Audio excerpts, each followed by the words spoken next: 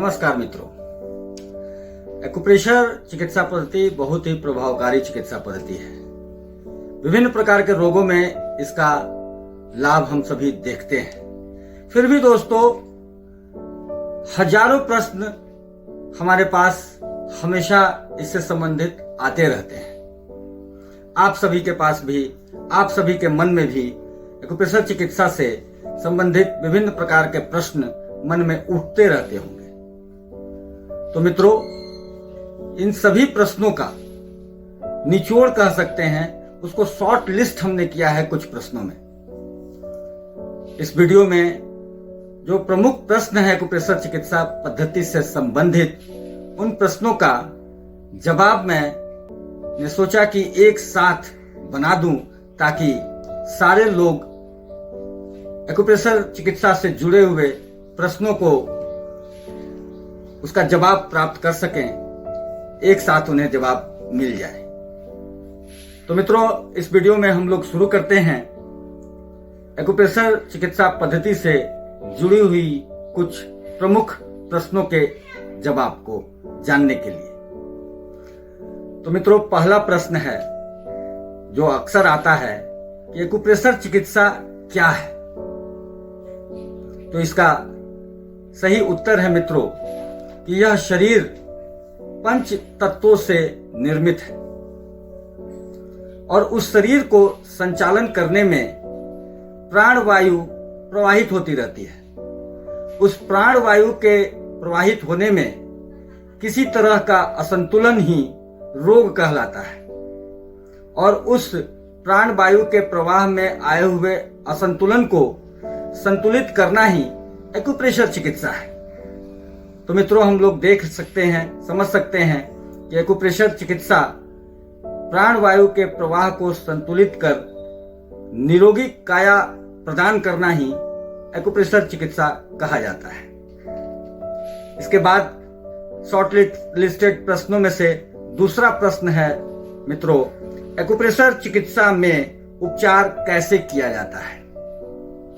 तो मित्रों, हम सभी देखते आए हैं, समझते भी आए हैं, फिर भी मैं इस चीज को बता दूं कि एक्यूप्रेशर चिकित्सा में दबाव देकर के चिकित्सा की जाती है। अब वह दबाव का तरीका कई है। जैसे मैनुअल हम लोग अपने उंगलियों से भी एक्यूप्रेशर के चयनित बिंदुओं पर दबाव देकर के चिकित्सा करते हैं। साथ ही मैग्नेट्स, जिसमें स्टार मैग्नेट, ड्यूल मैग्नेट, चक्र मैग्नेट, बार मैग्नेट, इसके साथ साथ सीड्स को टेपिंग करके दबाव बना करके चिकित्सा करते हैं। इसके साथ ही हिट करके उन बिंदुओं पर हम लोग चिकित्सा करते हैं। साथ ही कपिंग मेथड से भी हम लोग चिकित्सा करते हैं, वहां दबाव बना करके एक्यूप्रेशर चिकित्सा पद्धति में चिकित्सा होती है। प्रोब, एक्यूप्रेशर के जो प्रोब हैं उनके द्वारा दबाव देकर चिकित्सा होती है। एक्यूप्रेशर के विभिन्न इलेक्ट्रॉनिक उपकरण हैं, उनके माध्यम से दबाव देकर के एक्यूप्रेशर में चिकित्सा की जाती है। चिकित्सा कैसे किया जाता है, इस प्रश्न के जवाब के बाद तीसरा प्रश्न शॉर्टलिस्ट मैंने किया है, वह यह है कि क्या एक्यूप्रेशर चिकित्सा कराया जा सकता है। तो हाँ मित्रों, एक्यूप्रेशर चिकित्सा से संबंधित आयुष मंत्रालय भारत सरकार का एक पत्र मेरे पास है, जिसमें आयुष मंत्रालय भारत सरकार यह मानता है कि एक्यूप्रेशर एक उपयोगी चिकित्सा पद्धति है और एक्यूप्रेशर द्वारा चिकित्सा कराया जा सकता है।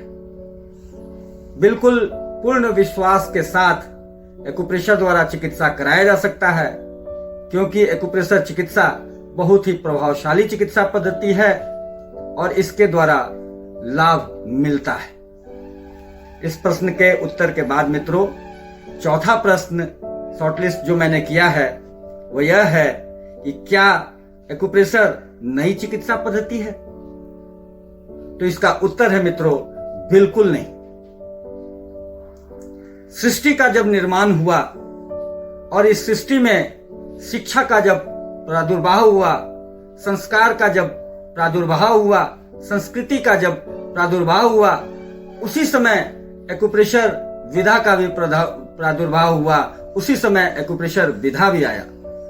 विभिन्न पौराणिक पुस्तकों, प्राचीन पुस्तकों में आप एक्यूप्रेशर जो आज हम लोग देख रहे हैं कि एक्यूप्रेशर में कैसे चिकित्सा की जाती है, इन जैसे संस्मरणों का उसमें जिक्र आप देखते होंगे विभिन्न पौराणिक पुस्तकों में। तो वही एक्यूप्रेशर चिकित्सा पद्धति थी, उस समय भी था। लेकिन एक काल आता है, एक समय आता है जब किसी भी चिकित्सा पद्धति का ऊंचाई पर जाता है और नीचे भी आता है। बीच में इस चिकित्सा पद्धति का नीचे गया, लेकिन बौद्ध काल में पुनः विश्व के संपूर्ण क्षेत्रों में इस विधा का बहुत ही प्रचार हुआ और उसी समय एक्यूप्रेशर इसका नामांकन किया गया। लेकिन आज के समय में भारत में एक्यूप्रेशर जनक डॉक्टर चंद्रमा प्रसाद गुप्त जी के द्वारा हिंदी नामांकन किया गया मर्मदाब चिकित्सा, जिसे 2013 में तत्कालीन स्वास्थ्य मंत्री श्री अश्विनी कुमार चौबे जी द्वारा बिहार विधान मंडल में इस नाम की घोषणा की गई, मर्मदाब चिकित्सा, जिसे मर्म चिकित्सा कहा जाता है। तो इसी से हम लोग को ये समझने की चीज है कि आज की ये नई चिकित्सा पद्धति नहीं है, ये बहुत ही पौराणिक चिकित्सा पद्धति है। इसका लाभ मानव समाज बहुत पहले से, जब इस संस्कृति का आविष्कार हुआ या इस सृष्टि का निर्माण हुआ, उस समय से ही एक्यूप्रेशर चिकित्सा पद्धति का प्रयोग उपयोग होते आया है। ये पौराणिक चिकित्सा पद्धति है, या यूं कह सकते हैं यह विश्व की सबसे पुरानी चिकित्सा पद्धति है, जो कि बहुत ही कारगर है। इसके बाद जो मैंने प्रश्न को शॉर्टलिस्टेड किया है वो 5वां प्रश्न है, एक्यूप्रेशर चिकित्सा पद्धति में लाभ कितने समय में मिलता है? तो मित्रों, इसका जवाब ये है कि एक्यूप्रेशर चिकित्सा पद्धति में लाभ जैसे ही हम लोग एक्यूप्रेशर चिकित्सा लेना प्रारंभ करते हैं, उसी समय मिलना शुरू हो जाता है।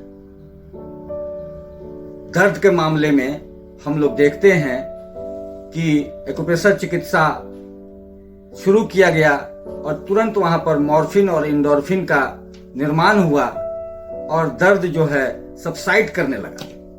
तो चूंकि दर्द तुरंत अनुभव की चीज है, तो इस मामले में हम लोग को इस चीज का पूरा अनुभव हो जाता है कि यहाँ एक्यूप्रेशर चिकित्सा प्रारंभ की गई और वहां दर्द में कमी आ गई। इसका मतलब इसका प्रभाव तत्कालिक और तुरंत हम लोगों को मिलना शुरू हो जाता है।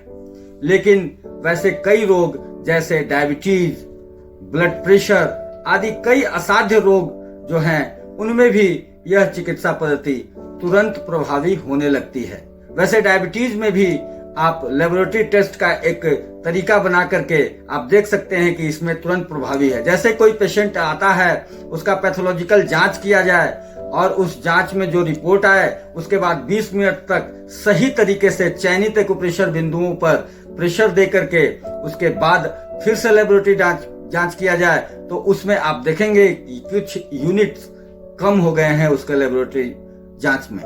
तो उसमें भी हम लोग तुरंत देख सकते हैं कि इसका प्रभाव तुरंत शुरू हो जाता है। वैसे ही सभी तरह के रोगों में एक्यूप्रेशर चिकित्सा का लाभ तुरंत मिलना शुरू होता है। लेकिन मेरा आप सभी से ये निवेदन है कि एक्यूप्रेशर चिकित्सा करा रहे हैं तो कुछ दिनों तक लगातार कराएं, क्योंकि हर रोग का अलग अलग ड्यूरेशन होता है। कुछ रोग में कुछ दिनों तक लगातार करते रहेंगे, 10 दिन, 5 दिन, 2 दिन, 1 महीने, वो रोग के हिसाब से निर्धारित है। उतने दिनों तक निश्चित कराना चाहिए ताकि शरीर की जीवनी ऊर्जा संतुलित हो जाए और पूरा शरीर स्वस्थ हो जाए। तो लाभ लेकिन मिलना तुरंत शुरू हो जाता है और पूर्ण लाभ लेने के लिए कुछ दिनों तक चिकित्सा लगातार करानी चाहिए। मित्रों, इस वीडियो में इतना ही, लेकिन इसके अलावा भी कुछ प्रश्न हमने शॉर्टलिस्टेड किया है, जो इस वीडियो का दूसरा भाग जब मैं अपलोड करूंगा उसमें उसका जिक्र रहेगा।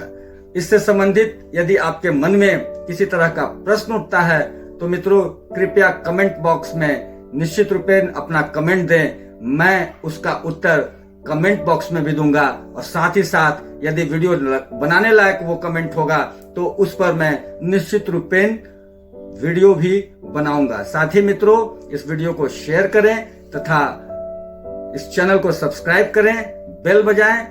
हमेशा इससे जुड़ी हुई जानकारियां आप लोगों के बीच में लेता आऊंगा हमेशा। तो इन्हीं शब्दों के साथ बहुत बहुत धन्यवाद मित्रों।